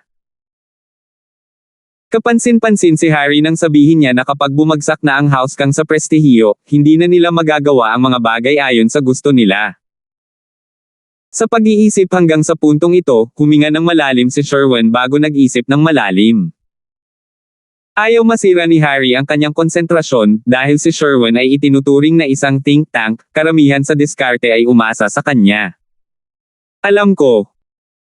Biglang sumigaw si Sherwin, Master Harry, lahat ng indicators na ito ay nagpapakita na si Francine ay isang mabuting babae. Kaya ang mga ganitong klaseng babae ay napakamasunurin sa mga turo ng pamilya. Kaya iminumungkahi ko na dumiretso ka sa House Larkins para mag-propose. Baka may pag-asa doon. Isipin mo na lang. Apo ka ni Miracle Dr. Kang, at siya ay Miracle Dr. Larkins na mag-asawang dalawa. Maaring mag-asawang Miracle Dr. Larkins you. Hindi ko sasalungat sa marriage proposal na ito, di ba? Pakiramdam mo, ang iyong ideya ay talagang mabubuhay. Ngunit, kailangan mong ituwid ang isang bagay. Hinahabol ko si Francine upang linlangan siya na isuko ang mga formula. Ayokong pakasalan siya, baka magulo ako sa kanya, ngunit tiyak na wala sa tanong ang kasal. Ipinahayag ni Harry, kung makukuha ko ang formula, bakit ako magpapakasal? Kahit na sabihin mo na ito ay isang marriage proposal, ang mga malalaking kaganapan tulad nito ay dapat ayusin ng aking lolo. Hindi ako dapat gumawa ng isang bagay na katawa-tawa tulad ng pagpunta kay Martin Larkins upang mag-propose ng kasal. Sa tingin mo ba maniniwala si Martin Larkins sa atin? Well, nag-alinlangan si Sherwin, kung gayon, Master Harry, bakit hindi mo samantalahin ang pagkakataong ito para bisitahin siya? Masasabi mong gusto mong makipag-ugnayan at mas makilala si Francine bilang isang kaibigan. Sa ganoong paraan hindi ito magiging isang opisyal na proposal ng kasal, ngunit ito ay may pahiwatig sa isa. Sa ganoong paraan hindi ka agad tatanggihan ni Martin Larkins, at maaari ka pa ring maging malapit kay Larkins. Ah! Tama ka. Sa wakas ay tumango si Harry, ang problema ay hindi ako pamilyar kay Martin Larkins, at hindi kami formal na ipinakilala. Kung tatanggihan niya ang aking mungkahi, ano ang magagawa ko? Kung gayon, hayaan mo akong mag-isip. Master Harry, dahil hindi ka opisyal na nagmumungkahi, ngunit nagmumungkahi na makipagkita kay Francine bilang isang kaibigan, kung gayon hindi ko makita kung bakit tatanggihan ka ni Martin Larkins. Hanggat hindi kanya binibigyan ng matatag na pagtanggi, kung gayon ang lahat ay posible, dagdag ni Sherwin. Well, may posibilidad na madiin kanyang tinanggihan, tapos kahit nagawa mong manalo sa puso ni Francine, susubukan niyang sirain ang relasyon. Siguradong hindi niya ibibigay ang formula kay Francine. Mukhang makatuwiran iyon. Ang pangunahing salik ay ang saloobin ni House Larkins sa iyo. Kaya bilasan natin at bisitahin si Martin Larkins. Tumango si Harry. Sa palagay ko ay hindi tayo dapat pumunta ng walang laman. Dapat akong bumalik sa bahay upang tanungin ang aking pamilya para sa kanilang opinyon sa kung ano ang dadalhin bilang regalo sa unang pulong. Malalim ang usapan ng tatlo hanggang sa oras na para matapos ang mga shift. Sabay-sabay na umalis sina Francine at Melanie sa kanilang trabaho at dumating sa entrance gate. Lumingon si Francine kay Melanie at sinabing, Melanie, maaari kang umuwi mag-isa ngayong gabi, may iba pa akong dapat asikasuhin. Oh, date ba yan? Nagtaas ng kilay si Melanie. Habang humahajejek, idinagdag niya, hindi naman makakasama yon kay Harry, di ba? Bakit magiging posible iyon? Umiwas ng tingin si Francine. Maaari mong hawakan ang isang kutsilyo sa aking leeg at hindi ako makikipag-date sa kanya. Huwag mo nang hulaan, pupunta ang tatay ko sa Starfield City para sa negosyo, dadaan siya para sunduin ako. Ah, nakikita ko. Kaya iyon ang dahilan. Tumango si Melanie, ito ba ang Rumord major shareholder? Yung kahit ang hospital din ay kailangang lumabas para batiin. Nagdadrive lang ang tatay ko, hindi siya pumupunta dito para mag-official visit. Kaya bakit kailangan niyang ipaalam sa hospital din? Tumawa ng malakas si Francine, sige, aalis muna ako. Nang sabihin ni Francine ang mga salitang iyon, isang nakaparadang Audi A6L ang namaneho papunta sa entrance ng gate. Ang kotse ay hindi halatang nakaparada sa labas malayo sa pasukan, at dahil hindi pa ito nakapasok sa paligid ng ospital, walang nakatuklas na ito ang shareholder ng ospital, ang kotse ni Alexander. Master Harry, nag-walk out si Francine. Inabisuhan ni Sherwin si Harry nang mapansin siya nito. Oh, bakit hindi siya sumasakay sa commuter shuttle? Natigilan si Harry. Ang plano nila ay maghintay hanggang sumakay si Francine sa commuter shuttle at ibuntot ito sa sarili niyang sasakyan. Pagkatapos, tumawag sa pinto para humingi ng meeting kay Martin Larkins. Hindi niya akalain na may kaunting pagkakataon na hindi sasakay si Francine sa commuter shuttle. May iba kaya siyang plano ngayong gabi? Hindi pwede. Oh, Master Harry, pumasok siya sa Audi A6L na iyon. May plaka itong Songjiang. Itinuro ni Samson ang direksyon kung saan patungo si Francine. Songjiang City license plate.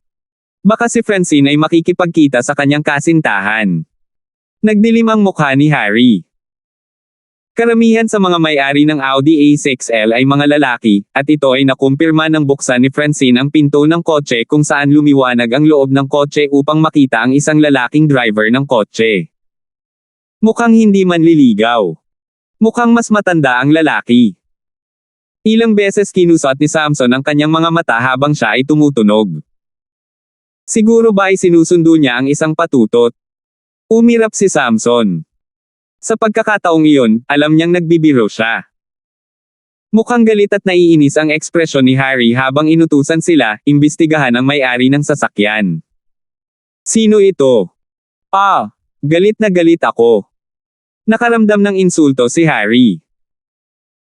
Naisip niya na ang dahilan kung bakit hindi tinanggap ni Francine ang kanyang pag-amin sa pag-ibig ay dahil sa napaka-inosente niyang pag-iisip at dalisay na parang isang sheet ng puting papel. Wala siyang anumang karanasan sa pag-ibig, kaya hindi niya namamalayan na nagkaroon siya ng hadlang na iyon sa mga tagalabas. Gayunpaman, sa hitsura ng mga bagay, mukhang hindi ito ang nangyari. Sina Samson at Sherwin ay walang maraming maaasahang koneksyon sa Starfield City. Gayunpaman, sa lungsod ng Stonegate ay nagawa nilang piggyback ang relasyon ni Harry upang makilala ang maraming natatanging individual. Sa isang tawag sa telepono, naabot nila ang isang insurance broker upang malaman ang mga detalye na humahantong sa kotse na iyon. Master Harry, ang kotse na iyon ay pagmamay-ari ng Harry Yang Pharmaceutical Company Limited. Iniulat ni Samson ang kanyang mga natuklasan pabalik kay Harry. Mingyang Pharmaceutical Company Limited. Bakit parang pamilyar ang pangalan? Kumunat ang noo ni Harry. Patuloy niyang inuulit ang pangalan, sa pag-asang maalala ito. Naaalala ko na ngayon. Master Harry, ang Harry Yang Pharmaceutical Company na iyon ay pagmamay-ari ng tatay ni Francine. Masusing sinaliksik ni Sherwin si Francine dati. Responsibilidad niya ang pangangalap ng impormasyon at naalala niyang nakita niyang lumabas ang pangalan, kaya pamilyar ito sa kanya. 857. O tama, mukhang tama. Naalala ni Harry ang mga salita ni Sherwin. Ayon noon, ang lalaking iyon kaya ang ama ni Francine. Tama dapat kung hindi driver ng tatay niya. Tumango si Sherwin. Master Harry, naisip ko lang ito. Kung nagbigay ka ng respeto sa kanyang ama, si Alexander, baka mas maganda ang epekto nito kaysa sa pagbisita sa Martin Larkins. Oh! Anong sasabihin ko? Mabilis na idinagdag ni Harry. Master Harry, ang iyong bahay ay mayroong Miracle Dr. Kang's Pharmaceutical Company, at nagtatrabaho sila sa maraming ospital, tama ba? Ang People's First at People's Second Hospitals ay isa lamang sa maraming mga ospital na nakatrabaho mo. Kung tungkol sa kumpanya ni Alexander, hindi ito katumbas ng halaga kung ikukumpara. Pinutol ni Samson, kahit na, gusto pa rin ni Alexander na mapanatili ang magandang relasyon sa pagtatrabaho kay Housekang, hindi kanya sasaktan ng diretsyo. Hanggat pumayag siyang makipag-ugnayan kay Francine, panalo na iyon. Tama, iyon ay tunog na loika. Tayo na, dapat nating buntot siya upang makita kung saan sila pupunta. Sumang-ayon si Harry. Hindi natutunan ni Alexander ang anumang mga taktika sa pagsisiyasat at anti-reconnaissance dahil hindi na niya kailangan. Kaya hindi niya napansin ang isang Porsche Cayenne na nagmamaneho ng mabagal sa likod mismo ng kanyang sasakyan. Siya ay walang pakialam na nakikipag-chat kay Francine sa kotse. Francine, kamusta ang trabaho? Pagod ka na ba? Okay lang, may mga sandali na nakaramdam ako ng pagod, pero talagang nag-e-enjoy ako sa trabaho ko, tumango si Francine. Kung nakaramdam ka ng pagod, dapat kang pumunta at tulungan si Daddy. Hindi ka maaaring magtrabaho bilang isang nurse habang buhay. Tumawa si Alexander. Noon pa man ay gusto niyang magtrabaho si Francine sa kanyang kumpanya, ngunit napakatigas ng ulo ni Francine. Hindi, gusto kong manatili dito para samahan si Lolo, umiling si Francine. Napabuntong hininga si Alexander. Ayaw na niyang ituloy ang topic, kaya nagtanong siya ng, kumusta ang kalusugan niya? Hindi naman masama, si Lolo lang ay nagtatayo ng sarili niyang kumpanya, kaya nasa sabik siya dito. Kumpanya. Kailangan mong bigyang pansin ang lolo mo. Hindi pa siya nagnenegosyo noon, kaya huwag mong hayaang mahulog siya sa anumang iskandalo. Hindi lang bayad ang babayaran niya, magiging reputasyon din niya ito. Personal na naranasan ito ni Alexander noong bata pa siya at walang muwang. Nais niyang maging isang entrepreneur at sinubukan niyang hiramin ang pangalan ng kanyang ama upang makapagtatag ng paninindigan sa industriya. Sino itong Terence? Napakabata pa niya, kaya paano siya matutupad? Bakit mo hinayaang mahulog si Lolo sa kanyang mga panlilinlang? Ito ang naisip ni Alexander, siya ay tinanggihan ng kanyang ama noong bata pa siya. Akala kasi ng kanyang ama ay niloloko siya ng kanyang mga kaibigan at tatapakan niya ng pangalan ng kamara sa putikan. Nang maglaon, ito ay dahil sa mga angel investor na tumulong sa pagsisimula ng kanyang negosyo. Pagkatapos, ito ay sa pamamagitan ng kanyang sariling pagsisikap na nagawa niyang pakasalan ang ina ni Francine. Noong una, ang bahay ng ina ni Francine ay labis na tutol sa kasal. Sa tuwing naaalala ni Alexander ang alaalang ito, para itong tinag sa kanyang puso. Kahit na maraming taon na ang lumipas, hindi pa rin bumuti ang relasyon ni Alexander sa kanyang ama. Hindi naman, napakabuting tao ni Terence. Hindi niya dayain si Lolo, sagot ni Francine. Hindi niya namamalayan na ipinagtanggol si Terence nang hindi iniisip ang kanyang posisyon, at agad siyang namula. Sa kahihiyan. Mula sa hitsura ng kanyang anak, itinaas ni Alexander ang kanyang kilay at inisip kung nahulog ba ang kanyang anak kay Terence. Ayaw ni Alexander na harapin ang kanyang anak sa isang tiyak na oo o hindi na sitwasyon, ngunit malapit na sila sa kanilang destinasyon. Maingat, nagmaneho si Alexander sa lugar Starfield Medical University. Si Alexander ay pumarode sa pasukan ng villa ng kanyang ama. Kahit na hindi maganda ang relasyon ng mag-ama, bibisitahin pa rin ni Alexander ang kanyang ama tuwing babalik siya sa lungsod. Matagal nang ganito ang relasyon ni Alexander at Martin Larkins, at nasanay na sila. Nang makita ni Martin Larkins ang pagbabalik ng kanyang anak, tumango lang siya bilang pagsang-ayon. Walang sinasabi, si Martin Larkins ay naglakad pabalik sa kanyang study room. Umupo si Alexander sa sofa ng sala at nagsimulang makipag-chat kay Francine tungkol sa mga trabaho sa ospital. Sinusundan ni Harry ang kotse mula sa likuran, hanggang sa villa ni Martin Larkins. Para sa kapakanan ng paghabol kay Francine, sinadya niyang bumili ng Peking Medical University Pass para madali siyang makadaan sa seguridad. Master Harry, sa hitsura nito, tila ang taong iyon ay ang ama ni Francine. Kung ang driver iyon, kadalasan ay hindi sila pumapasok sa villa. Dapat ba tayong magbigay galang ngayon? Tanong ni Sherwan. Oo, pero bumili muna tayo ng mga regalo. Pagkatapos ay babalik tayo para magbigay galang, mahinahong nakasagot si Harry pagkatapos niyang matiyak na ang misteryosong lalaki ay ang kanyang ama.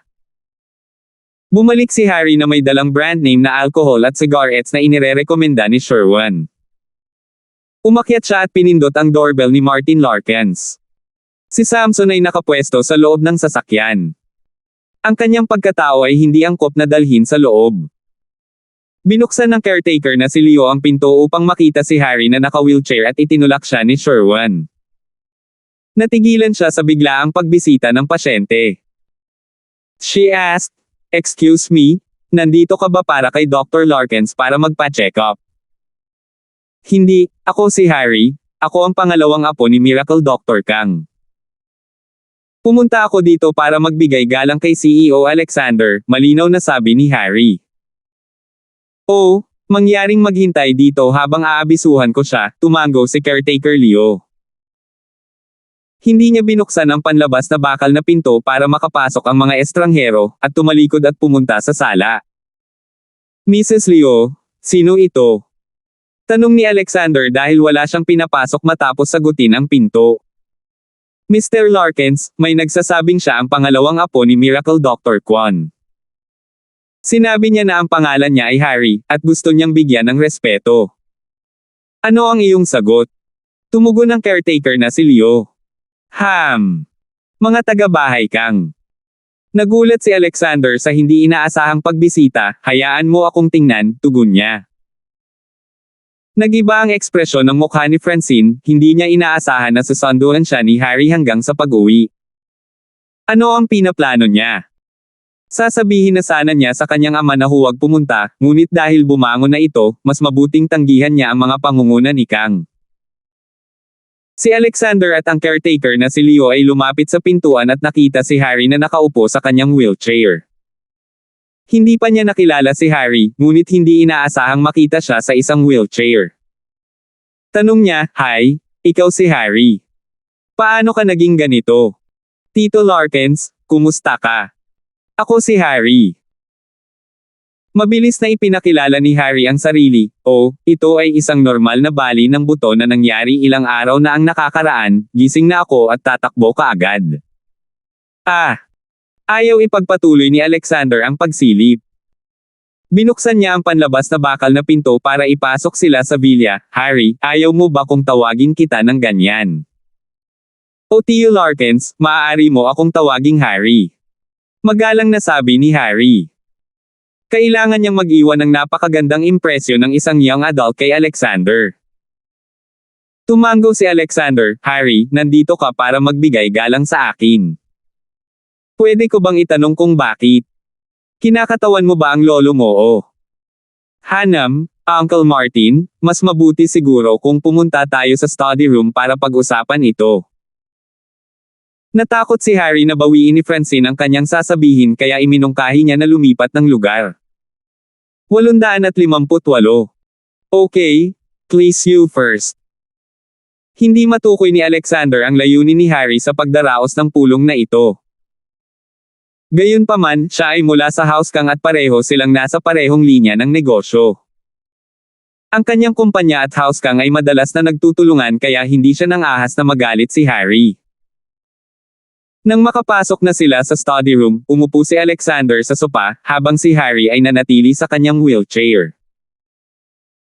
Naisip ni Alexander na oras na para ihinto ang mga formalidad habang tinanong niya ang taong nakatayo sa tabi ni Harry, "Ikaw, Uncle Martin, hindi mo na siya kailangang pansinin. Kaibigan ko lang siya, nandito lang siya para tulungan akong gumalaw." Walang pakialam na ikinaway ni Harry ang kanyang kamay. "Okay. Bakit ka bumisita?" Hindi maisip ni Alexander ang dahilan ng hindi inaasahang pagbisita. Paano nalaman ni Harry na pupunta siya rito? Nagkataon lang ba? Kahit na naghihinala siya, hindi niya ito binanggit, kailangan niya marinig muna ang sasabihin ni Harry. Tito Larkins, ang dahilan ng pagbisitang ito. Medyo nahihiya akong sabihin ang dahilan kung bakit. Sinadya ni Harry na napakamot ng ulo, hindi ako pumunta dito para katawinin ang lolo ko o ang medical company ni Miracle Dr. Kang. Para sa sarili ko. Oh. Kumunat ang noo ni Alexander. Naghihinala lang siya, pero hindi nagtanong. Haha. Uncle Martin, ayokong istorbohin ka bigla, pero may dahilan ako. Kaya, tandaan mo noong sinabi ko sa iyo na nabalian ang paa ko, pumunta ako sa ospital para ipagamot. Doon ko nakilala si Miss Francine. Mitiig ang inalagaan niya ito hanggang sa makalabas ako ng ospital ng maaga. Si Miss Francine ay talagang napakaganda at mabait na binibini, at talagang na-miss ko siyang makita. Francine, pumunta ako dito, gusto ko siyang kaibiganin, kaya sana hindi kami tatanggihan ni Uncle. Mahirap hanapin ang magaganda at mababait na babae. So ibig mong sabihin gusto mo lang makipagkaibigan kay Francine. Nagkumpol-kumpol ang mga kilay ni Francine dahil sa sobrang pagsimangot. Ah, malapit na talaga yan, Tio Guan. Hindi ko naman intensyon na kaibiganin kaagad si Francine. Hihiling lang ako ng pagkakataon mula sa iyo, kung hindi tayo magkapareha, malalaman ko kung kailan ako susuko. Sinubukan ni Harry ang kanyang makakaya na maging kalunos-lunos sa abot ng kanyang makakaya upang makakuha siya ng pinakamaraming puntos ng empatiya. Ang kanyang mga termino ay humiling ng pagkakataon ng isang unyon kung saan maaaring makinabang ang magkabilang panig ng kapulungan. Hindi maarak para kay Alexander na tanggihan ang mga tuntunin dahil mangangahulugan ito ng hindi paggalang kay House Kang. Kapag natapos na niya ang kanyang bahagi ng kwento, inaasahan niyang papayag si Alexander. Gayunpaman, ang sumunod ay pagtanggi. Ikinalulungkot ko, ngunit hindi ako maaaring sumang-ayon sa iyong kahilingan, sagot ni Alexander pagkatapos marinig ang kahilingan. Walang alinlangan na narinig niya ang buong kahilingan at mahinahon niyang tinanggihan ito, nang walang pakialam sa pagmamataas ni Harry. Ang kahilingan ni Harry ay diretso, na may magalang na intensyon, ngunit isang palpak na pagpapatupad. Nagbigay ito ng pakiramdam na wala siyang masamang intensyon. Ang dahilan nito ay dahil ang dialogue ay na-script sa tulong ni Sherwan. Sa ganitong paraan, maayos at walang patid ang kanyang pagganap, na makakaakit sa damdamin ni Alexander. Gayunpaman, hindi niya inaasahan na direktang tatanggihan siya ni Alexander, na ikinagulat ni Harry dahil hindi siya handa para sa senaryo na ito. Well. Hindi nakayanan ni Harry ang pagkabigla. Bakit? Maingat niyang pinlano ang kanyang mga salita. Humihingi lang siya ng pagkakataon, hindi niya hiniling na makasama siya. Kahit na hindi maaari.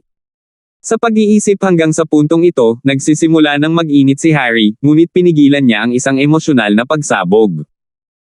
Tanong lang niya, Uncle Martin, may I know the reason why? Hindi na bata si Francine, malapit na siya sa edad kung saan siya dapat magpakasal. Sa mga katangian ko, may hindi ba nagustuhan sa akin si Uncle Martin? Kung may bumabagabag sa iyo, I can try change if it is possible. Oh, wala itong kinalaman sa iyo. Ikinaway ni Alexander ang kanyang mga kamay, tulad ng sinabi mo, apo ka ni Miracle Dr. Kang. Bilang elder, dapat kitang bigyan ng pagkakataon, ngunit hindi ko magagawa iyon dahil wala ito sa aking kapangyarihan. Ang dahilan ay dahil si Francine ay nagkaroon ng arranged marriage mula pa noong siya ay bata pa. Ito ang uri ng arranged marriage na itinakda maraming taon na ang nakakaraan, hindi yun ang nararamdaman ko para sa iyo ni Guan. Kaya't paano ko ibibigay ang aking pag-aproba nang alam kong hindi ito makatotohanan? May fiancé na siya. Umasim ang ekspresyon ni Harry. Akala niya ay nakarinig si Alexander ng mga negatibong chismis tungkol sa kanyang pangalan, kaya siya ay tinanggihan. Hindi niya akalain na dahil iyon sa ibang dahilan. Naisip niya na hanggat maaari siyang magsumikap sa paglutas ng problema ay maaari niyang pag-usapan ang kanyang paraan ng walang problema. Ngunit paano niya masasabi ang kanyang paraan sa pamamagitan nito? Malinaw na sinabi ni Alexander ang kanyang paninindigan sa isyong ito. Nagkaroon na ng fiancé si Francine, kahit nagsumikap siya, hindi nito mababago ang katotohanang iyon. Si Francine at Alexander ay mayroon ng kani-kanilang mga paninindigan, at anuman ang sinabi ni Harry ay wala itong mababago. Hindi niya mababago ang opinyon ni Alexander. Hindi inisip ni Harry na posibleng nagsisinungaling si Alexander sa kanya. Walang dahilan para magsinungaling siya. Sa katayuan ni Alexander, kung gusto niyang tanggihan ang alok, siya ang may huling desisyon. Sa ngayon, ang house kang ay hindi isang marangal na bahay, kaya walang dahilan si Alexander para magbigay ng mukha. Sa salita ni Alexander, kinailangan ni Harry na sumuko ng buo. Kung nagkaroon na siya ng fiancé, kahit gaano pa kaganda ang naging relasyon nila, hindi ito magiging marriage material. Napabuntong hininga si Harry nang walang ibang dahilan para manatili. Sinabi niya, kung ganoon, hindi ko na dapat istorbohin pa si Tio Guan. Harry, apo ka ni Miracle Doctor Kang, napakapambihirang katangian iyan. Hindi mo kailangang tumutok sa puno para isuko ang buong kagubatan. May arranged marriage na si Francine at hindi na iyon mababago. Sana ay lumago ka ng positibo mula sa karanasang ito. Sinubukan ni Alexander na magbigay ng mga salita ng pampatibay loob. Sa huli, ang batang ito ay apo ni Miracle Doctor Kang, kinailangan siyang bigyan ni Alexander ng mukha. Narinig ni Harry ang mga salita ng Kal-Iwan, kahit na naniniwala siya sa mga salita ni Alexander, naiinitin pa rin siya sa kinalabasan. Galit na galit siya na gusto niyang sabihin ang huling salita. Nagtataka niyang tanong, nabalitaan kong naging pamilyar si Francine sa isang taong tinatawag na Terence kamakailan. Ang taong iyon kaya ay fiancé ni Francine. Alam ni Harry na tiyak na hindi fiancé ni Francine si Terence, ngunit sinadya niyang ilabas iyon bilang provocation. Oh, Terence. Si Alexander ay may bahagyang hindi kanais-nais na hitsura. Itong Terence na naman. Hindi kaya may nangyayari sa pagitan ni Terence at Francine. Gayunpaman, sa harap ni Harry, walang idinagdag si Alexander tungkol sa issue. Malinaw niyang sinagot, nako, hindi mo kailangang mag-alala masyado tungkol dyan. Ngumisi si Harry sa kanyang puso. O Terence, dahil ininsulto mo ako kaya hindi ko hahayaang manalo ka sa kanya.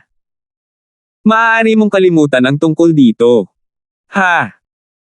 Nang hindi ipinahalata ni Harry ang kanyang panloob na damdamin, hinawakan ni Harry ang kanyang poker face at sinabing, well Uncle Martin, dahil iyan ang kaso, pagkatapos ay aalis na ako. Pagkatapos ay maglaan ng oras, alam ni Alexander ang layunin sa likod ng kanyang pagbisita kaya hindi siya nag-abala na ipagpatuloy ang pagsisikap na bumuo ng isang koneksyon kay Harry. Samantala, nakita ni Francine na pumasok sa study room ang kanyang ama at si Harry. Nag-alala siya sa kung ano ang sasabihin ni Harry sa kanyang ama kaya't naghintay siya hanggang sa makapasok sila sa study room bago bahagyang gumapang patungo sa pinto upang makinig sa kanilang pag-uusap. 859. Para naman kay Nanny Lynn, kadalasang kasama niya sina Francine at Martin Larkins. Kahit na malapit siya kay Alexander sa kanyang mga taon ng pagkabata, ang kanilang relasyon ay naging pilit sa paglipas ng mga taon. Ito ang isa pang dahilan kung bakit siya pumikit sa pag-eavesdrop ang gawin ni Francine. Nang marinig ni Francine si Harry na nagsasabi sa kanyang ama na gusto niyang makipag-date sa kanya, halos tumigil ang kanyang puso. Talagang natakot siya na mapagkakamalan ng kanyang ama si Harry bilang isang binata na may talento at pumayag siyang makipag-date sa kanya. Sa kabutihang palad para sa kanya, ang kanyang ama ay matalino pa rin at tinanggihan ang kanyang kahilingan. Kakaiba lang talaga ang binigay na dahilan ng kanyang ama. Sinabi nito sa kanya na mayroon itong fiancé at naroon ang fiancé for prenatal purposes. Bagay pa ba ito sa lipunan ngayon? Hindi ba't medyo kakaiba? Hindi niya inaasahan na ang kanyang lumang moda na ama ay may ganitong nakakatawang panig sa kanya na nakita niyang medyo kawili-wili. Ngunit ang ikinatuwa niya ay nang sineseryoso ni Harry ang mga salita ng kanyang ama at talagang nagpas siyang talikuran siya. Ang bobo.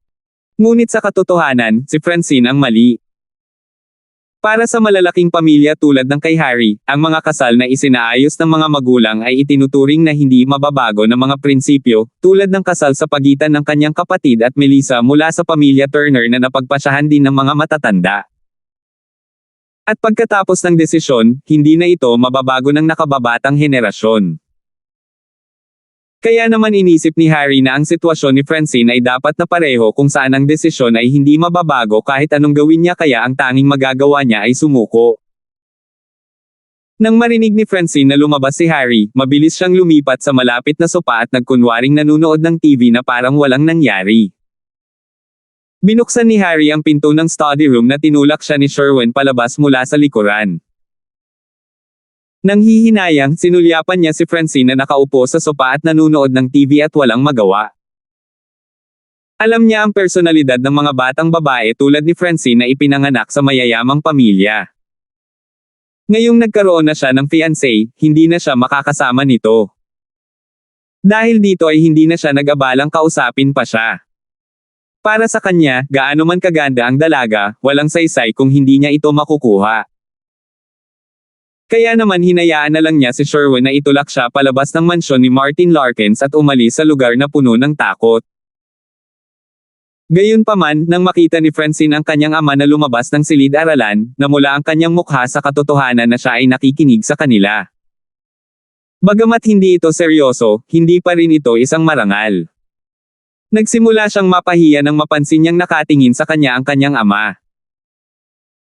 Wala pa siyang ginawang masama noon kaya inamin na lang niya ang kanyang ginawa. Hoy tatay, na nagsisinungaling talaga si Harry sa mga sinasabi niya, hindi ko siya inalagaan sa ganoong paraan noon. O talaga? Narinig mo lahat? Hindi inaasahan ni Alexander na mag-eavesdrop ang kanyang anak, ngunit tumango siya ng may pag-unawa pagkatapos makita ang pamumulan nitong mukha, mukhang hindi mabuting tao ang lalaking ito, kaya huwag mo na siyang kausapin. Alam ko na, hindi ko na siya kinakausap, sabi ni Francine, siya ang laging nang-aasar sa akin. Sige. Oh, and the one called Terence or something, layuan mo rin siya, huwag kang masyadong lumapit sa kanya. You're a good girl so you need to maintain that image, dagdag ni Alexander nang maalala niya si Terence. Palagi siyang may kinikilingan na pananaw kay Terence at hindi siya gusto mula nang bumuo siya ng kumpanya kasama si Martin Larkins. Teka ano? Ang ganda talaga ni Terence, iba siya kay Harry, hindi siya masamang tao. Natigilan si Francine sa sinabi ng kanyang ama at umiling, nalilito kung bakit hindi pinabayaan ng kanyang ama si Terence. Tulad ng sinabi ko na, ikaw ay isang babae. Dapat ay nag-iingat ka sa iyong mga kilos, mahigpit na sabi ni Alexander, at mayroon ka ng fiancé, kung ang chismis ay nagsimulang kumalat ngayon ay hindi rin ito maganda para sa iyong imahe. Ito ang unang pagkakataon na nakausap ni Alexander si Francine sa ganitong mahigpit at walang pag-aalinlangan na tono. Ano? Napatingin si Francine sa kanyang ama na natigilan at bahagyang nalilito, tay ano ang ibig mong sabihin sa Ayans? Hindi ba't kasinungalingan ang sinabi mo kay Harry para isuko niya ako? Paano ako nagkaroon ng fiancé? Hindi yan excuse, sabi ni Alexander habang kumaway sa kanya, Francine, malaki ka na ngayon kaya dapat ko na itong sabihin sa iyo. Ang mahalaga, bago ka isinilang ng nanay mo at ako ay nag-ayos na ng kasal para sa iyo. Ngayong lumaki ka na, sa palagay ko ay ayos lang na alam mo na ito ngayon. Teka paano mo ito magagawa? Na-overwhelm si Francine sa sinabi ng kanyang ama, medyo sobra lang sa kanya. Hindi niya kailanman naisip na siya ay ikakasal sa isang tao, at ngayon ay lumabas ang isang kasintahan mula sa literal na wala kahit saan. What do you mean how? Ito ay isinaayos ng iyong mga magulang, isang hindi mababago na prinsipyo, ito ay palaging ganito. Hindi akalain ni Alexander na tatanungin siya ng kanyang anak na babae, na palaging maamo. Dahil doon ay lalo siyang sumimangot at inisip kung may nangyayari ba talaga sa pagitan ng kanyang anak at ni Terence. Dad, alam mo ba kung anong taon na tayo ngayon? Bakit mo pa inaayos ang kasal ko? Kahit kailan hindi ko pa nakikilala ang taong sinasabi mo, paano ko siya papakasalan ng ganoon? At paano pa rin ito mabibilang kung napakatagal na? Can you push it off for me? Ang buong sitwasyong ito ay masyadong hindi maisip at hindi maiisip para kay Francine, hindi niya ito matanggap. What do you mean push it off? Imposible yan.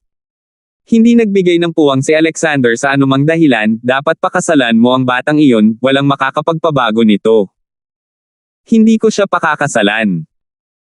Bilang masunurin siya noon pa man, ito ang unang pagkakataon na nag-react si Francine ng malakas laban sa desisyon ng kanyang ama.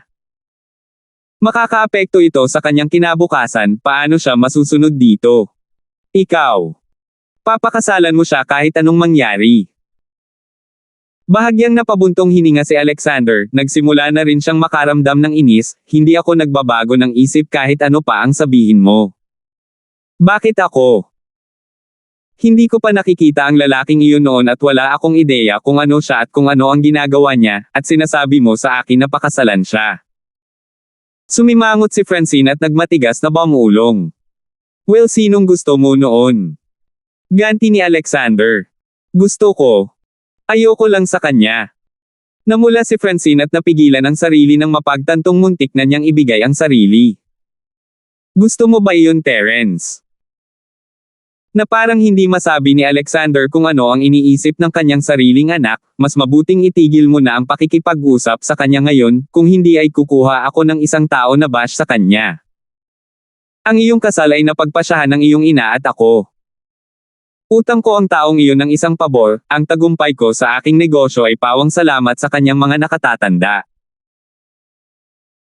Ako, si Alexander, ay hindi isang taong tatalikuran mo ito, ngunit sa huli ay tatanggapin mo ang kanyang mga salita, na sa huli ay tatanggapin mo ang kanyang mga salita, na kung tatanggapin mo ang kanyang mga salita, na sa huli ay tatanggapin mo ang kanyang mga salita, na kung tatanggapin mo ang kanyang mga salita, na sa huli ay tatanggapin mo ang kanyang mga salita.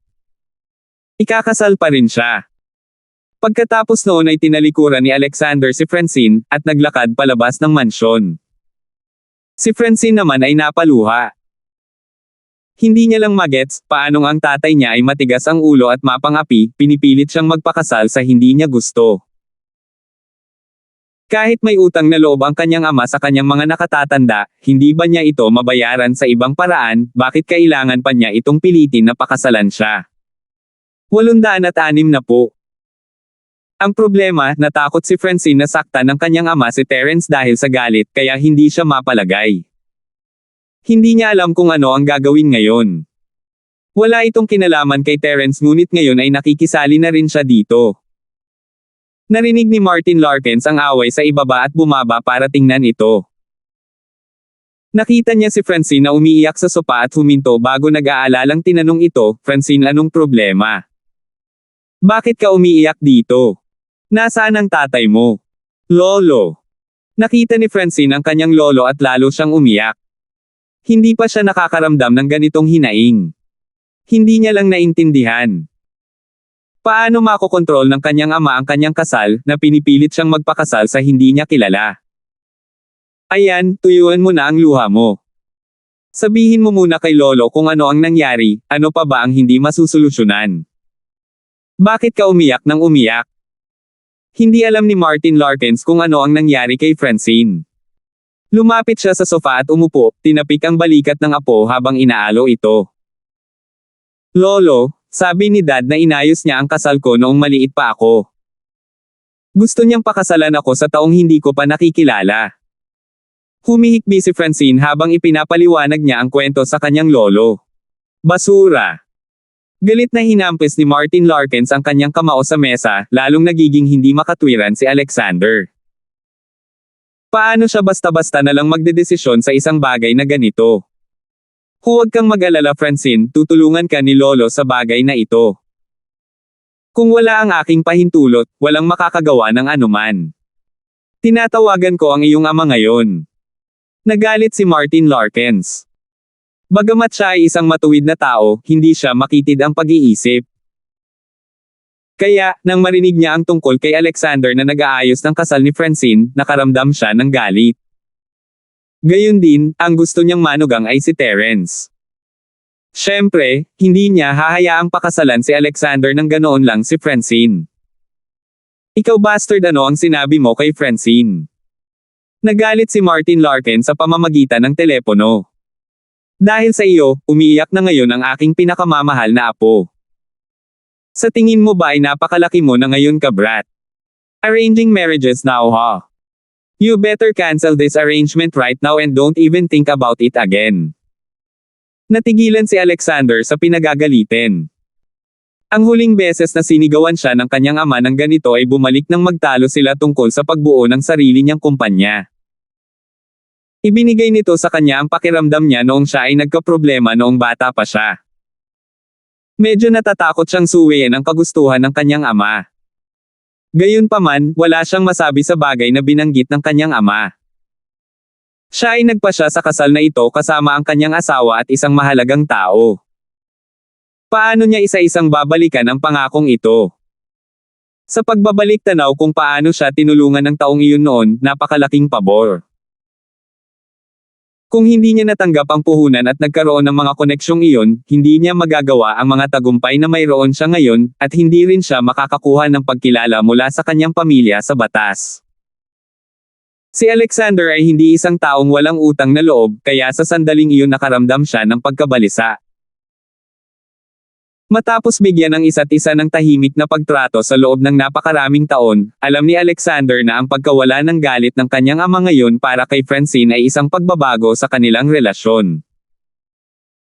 Sa makatuwid, kung maaari siyang magkompromiso, kung gayon ang kanyang relasyon sa kanyang ama ay bubuti. Ang bagay ay, maaari ba siyang magkompromiso? Pangako sa pagitan niya at ng taong iyon, hindi niya basta-basta masisira iyon. Maliban kung sinira muna ito ng taong iyon, hindi mapipilit ni Alexander ang kanyang sarili na gawin ang isang bagay na walang utang na loob. Sa puntong ito, tanging ngiti na lang ang nagagawa niya. Hindi siya maaaring maging tapat at anak, kaya ano ang magagawa niya? Ayaw niyang lalong magalit ang ama, lalo na kapag may pagkakataong umunlad ang kanilang relasyon. Gayunpaman, hindi siya makapagdesisyon na kanselahin ang kaayusan. Look, Dad. I can listen to you for any other thing, but for this, I really can't change anything. I had arranged this with that person back then, you know him too. Bumantong hininga siya bago nagpatuloy, how could I cancel this? Ngunit naisip mo ba ang kaligayahan ni Francine? Sa kasong ito, kapag dumating ang taong iyon, sabihin mo lang na puntahan niya ako. Sabihin mo lang na ako ang nagkansela ng kaayusan na ito. Hindi napigilan ni Martin Larkins na mapangiti sa palusot, sigurado na tinulungan kanya, tinulungan ko pang gamutin ang binti ng asawa niya. Kung hindi siya nasisiyahan dito, sabihin mo lang na lumapit siya sa akin. Kung pipilitin mo pa rin si Francine sa kasal na iyon, sasabihin ko sa kanya na lumayo sa iyo at bigyan ka ng tahimik na pakikitungo tulad ng ginawa mo sa akin noon. Dahil doon, ibinaba ni Martin Larkins ang tawag, hindi pinapansin ang anumang sasabihin ni Alexander. Si Alexander naman ay nakatayo doon habang hawak ang telepono na hindi sigurado kung tatawa o iiyak. Hindi na niya alam kung ano ang sasabihin.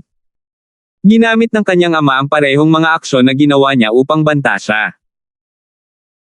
Gayunpaman, hindi bababa sa kanyang ama ang kanyang sarili ang tungkol sa bagay na ito at nangako na kung may mangyari, ang tao ay maaaring pumunta sa kanya ng direkta. Bagamat naibsan ang ilang pressure kay Alexander, ayaw pa rin niyang balikan ang kanyang mga sinabi. Tungkol naman sa bagay na ito, kailangang dahan-daang kumbansihin ni Alexander ang kanyang ama na, sa sandaling iyon, ay nasa masamang kalagayan na. Kung tumawag siya ulit para talakayin ang paksang iyon, lalo pa niyang sisirain ang dati nilang relasyon. Hindi ito isang bagay na gustong makita ni Alexander. Sa puntong ito, ibinaba na ni Martin Larkins ang tawag at sa tabi niya, si Francine ay nakangiti rin habang lumuluha. Matapos niyang makitang ipinaglalaban siya ng kanyang lolo sa ganoong paraan. Sigurado siyang makokompromiso ang kanyang ama. Yeah, that's right. If worst comes to worst, she would just give him the silent treatment. Ano pa ang magagawa niya sa kanya? Hangga't ayaw niyang magpakasal, hindi niya ito mapipilit. Francine, mas masaya ka na ba ngayon? Kakampi mo si Lolo para dito kaya huwag kang mag-alala, hanggat hindi ako tumatangol dito, walang makakapilit sa iyo na magpakasal. Si Martin Larkins ay maaari pa ring makapagsalita sa bagay na ito. Salamat, Lolo, masayang ngumiti si Francine. Bakit ka nagpapasalamat sa akin? Halika na, maghugas ka na ng mukha. Halos tapos na si Yaya Leo sa paghahanda ng ating pagkain, kumain na tayo, tumango si Martin Larkins at ngumiti pabalik. Masayang umalis si Francine upang hugasan ang kanyang mukha, na walang alam sa mga plano ng kanyang ama. Samantala, pagkaalis ni Harry sa bahay ni Francine, nagtatampo siyang sumakay sa kanyang sasakyan na may depressed look sa kanyang mukha. Nakita ni Samson, na naghihintay sa kotse, ang kanyang mapanglo na ekspresyon at nakitang kakaiba ito. Ano ang problema, young Master Harry? Tinanong niya, tutol ba ang ama ni Francine sa inyong dalawa? Oh my gosh, huwag mo nang pag-usapan pa. Mahabang kwento ito, nadama ni Harry na ang lahat ng oras na iyon at ang mga banknote ay nasayang. Ang pinakamasama ay binigyan niya si Joralyn ng ilang $100,000 ng libre. Sayang naman. Hayaan mo akong sagutin ito, paliwanag ni Sherwin habang nakatingin kay Samson. Mayroon ng biyenan si Francine at hindi na ito mababago. Kaya walang paraan na papayagan ni Alexander si young Master Harry dito na bisitahin si Francine. Sa arranged marriage na ito, hindi man lang makakasama ni Francine si young Master Harry o gumawa ng anumang bagay na makakasira sa imager niya para dito. Kaya wala nang pag-asa para kay Francine. Pumasok si Sherwin sa mansyon kasama si Harry kaya ang kanyang mga salita ay batay sa kanyang nasaksihan. Nakinig si Samson sa kanyang paliwanag at tumigil sa pagtatanong kay Harry. He just pondered sulkily, so basically we put so much effort in for nothing. Salamat po at sinamahan ninyo ako, ingat lagi mga master.